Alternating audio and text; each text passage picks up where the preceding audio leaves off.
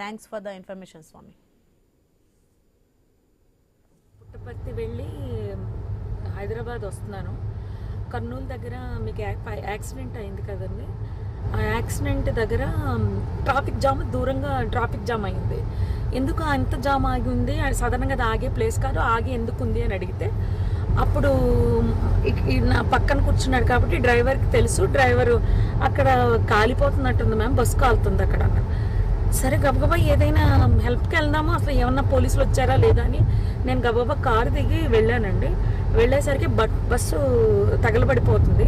కొంతమంది కింద కూర్చుని ఏడుస్తున్నారు, ఎవరెవరు ఉన్నారని ఏడుస్తున్నారు, కొంతమంది టెన్షన్ పడుతున్నారు, ఇలా ఉన్నారు.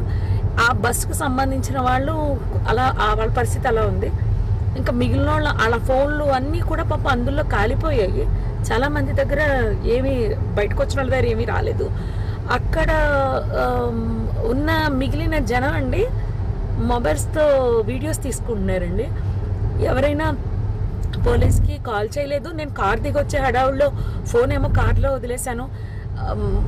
వర్షం పడిపోతుంది పక్క నుంచి, ఫోన్ టచ్ చేయడానికి కూడా ఎవరిదైనా అడిగి తీసుకుని టచ్ చేద్దామని వర్షానికి తడిచి అది పని చేయట్లేదు. నేను మళ్ళీ గబగబా కార్ దగ్గరికి వెళ్ళి వెంటనే కర్నూలు ఎస్పీ గారికి అండ్ ఎస్బీ ఇన్స్పెక్టర్ గారికి కాల్ చేశానండి. లక్కీగా ఎప్పుడో నెంబర్స్ ఉన్నాయి. కాల్ చేస్తే వాళ్ళు ఇమీడియట్లీ రెస్పాండ్ అయ్యారు. వాళ్ళు రెస్పాండ్ అయిన కాసేపటికే రూరల్ సిఏ గారి బృందం అంట వాళ్ళు వచ్చారు. దాని ముందే ఫైర్ స్టేషన్ వాళ్ళు వచ్చేసారు. అండ్ ముందు ఫైర్ స్టేషన్ వాళ్ళని, నెక్స్ట్ ఫైర్ సిబ్బంది, నెక్స్ట్ అంబులెన్సు, పోలీస్ వారు వీళ్ళందరూ వచ్చేసారండి. అప్పటికే ఒక ప్రైవేట్ వెహికల్లో ఒక 6గురిని హాస్పిటల్ పంపించారు. నాతో అతను ఎవరో హరీష్ అంట, ధర్మవరానికి చెందిన అతను. పాపం చాలా మంచి వ్యక్తి ఆయన కూడా.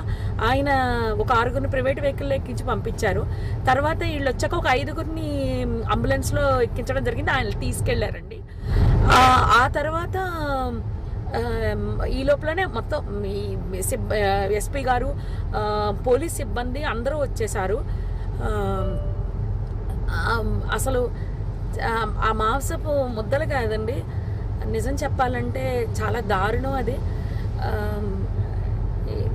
అస్థిపంజరాలు అలా సీట్లలోనే చూసేసరికి అసలు నాకైతే వల్ల కాలేదు. ఎవరైనా ఫ్యామిలీ అండి, చాలా ఆ ఫ్యామిలీ ఎంత బాధపడుతూ ఉంటారో. నేను అది తట్టుకోలేకపోయాను. వస్తూ అక్కడ ఆంజనేయ స్వామి గుడి దగ్గర ఆగిపోయి నదిలో మునగడం జరిగింది. నిజం చెప్పాలంటే చాలా బాధాకరం అండి. ఎవరు కాపాడడానికి అవకాశం లేదు.